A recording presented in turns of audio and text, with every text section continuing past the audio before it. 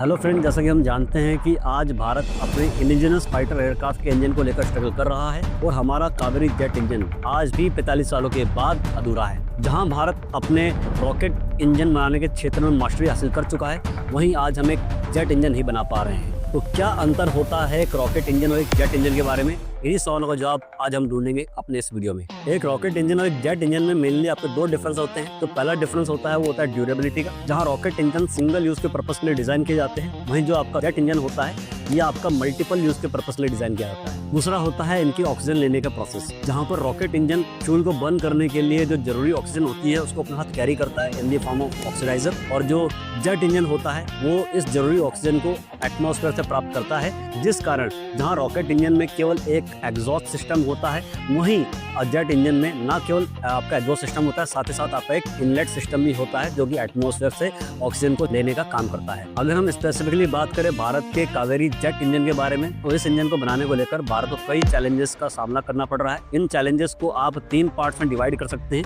जो पहला पार्ट आपका आता है वो टेक्निकल है, दूसरा आपका पॉलिटिकल और जियोपॉलिटिकल है, तीसरा जो पार्ट आपका है भारत में किसी इंडस्ट्रियल इकोसिस्टम का ना होना। फोकस करते हैं हम पहले अपने टेक्निकल पार्ट पर। अगर हम बात करें टेक्निकल चैलेंजेस के बारे में, तो टेक्निकल चैलेंजेस में भी मुख्यतः 4 पॉइंट्स हैं। पहला पॉइंट आपका है मेटलर्जिकल, दूसरा पॉइंट आपका है एडवांस कूलिंग सिस्टम का ना होना, तीसरा है इन कंपोनेंट्स का इंटीग्रेशन और इनकी रिलायबिलिटी, चौथा है आपका इंजन की टेस्टिंग। हम पहले बात करते हैं मेटलर्जिकल एस्पेक्ट के बारे में।